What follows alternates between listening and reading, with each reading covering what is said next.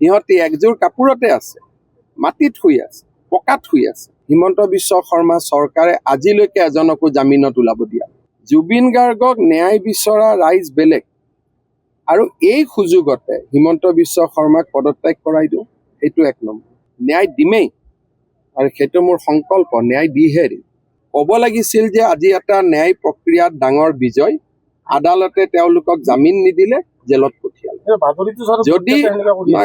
যদি আমি ক'লোহেঁতেন জেলত পঠোৱালে, তেতিয়া ইয়াত ক'লে 5 ষ্টাৰ জেল, অমুক জেল, কচুক জেল, ইয়াত এয়াৰ কণ্ডিশ্যন আছে, অমুক আছে, এইবিলাক যিবিলাক উলিয়ালে। আজি সিহঁতি একযোৰ কাপোৰতে আছে, মাটিত শুই আছে, পকাত শুই আছে। আজি ইমান দিন মাটিত শুই আছে, তাৰ ভিতৰত বিচনা এখনো নাই। ভিডিঅ' কিয় ল'ব নিদিব? আপোনালোকে ভিডিঅ' লৈ যাব।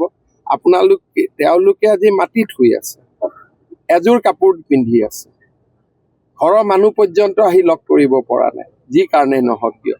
গতিকে যেতিয়া সঁচা কথাখিনি আমি যদি ৰাইজক জনাওঁ যে জুবিনৰ ঘটনাৰ লগত জড়িত এজনকো আজি 16-17 দিন হৈ গ'ল আমি জামিন ল'ব দিয়া নাই। পজিটিভ কথাখিনি ক'লে যুৱকসকলটো আশ্বস্ত হ'ব। এতিয়া যুৱকসকলৰ মোৰ ওপৰতো খং আছে যে ন্যায় দিয়া নাই। কিন্তু ন্যায় আমি যে দি আছো, জামিন ল'ব দিয়া নাই, এটা এটাকৈ চবক ধৰি আনিলো, চবে জেলত সোমাই আছে। আপোনালোকে যদি কথাখিনি পজিটিভ কয়, কালিৰ পৰাই পজিটিভ হৈ যাব যে হিমন্ত বিশ্ব শৰ্মা চৰকাৰে আজিলৈকে এজনকো জামিনত ওলাব দিয়া। উল্টাহে কৈ থাকে, এই সুপ্ৰিম কোৰ্টত কেছ কৰিলে, কেছ হোৱাই নাই, লগাই দিলে বোলে। এইখন জেলত তেওঁলোকক এয়াৰ কণ্ডিশ্যন ৰুমত ৰাখিব বোলে। এইখন 5 ষ্টাৰ, এজনে ড্ৰোনৰ পৰা ওপৰত ফটো ল'লে, লৈ কৈ দিলে এইখন ৰিজৰ্ট।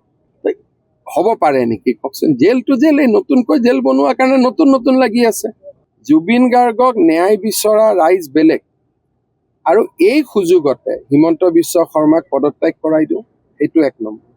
2 নম্বৰ, এই সুযোগতে পাৰিলে এজনক মুখ্যমন্ত্ৰী পাতি দিওঁ। তেওঁলোকৰ টাৰ্গেট হ'ল সেইটো, কাৰণ জীৱনকালত গোটেই ষ্টেটমেণ্ট আছে, এজনেও জুবিনৰ ফেভাৰত নাছিল। সেইকাৰণে ন্যায় বিজেপিয়ে দিব, আৰু বিজেপিয়ে কৰিব, কাৰণ আমি জুবিনক মনৰ পৰা ভাল পাইছিলোঁ। সেইটোৱে কথা। সেইকাৰণে ন্যায় কাৰণে 100% ন্যায় হ'ব। ইয়াত ন্যায়ত কোনো ভয় খাবই নালাগে যে ক'ৰবাত ন্যায় নহ'ব। ন্যায় দিমেই, আৰু সেইটো মোৰ সংকল্প, ন্যায় দিহে দিম।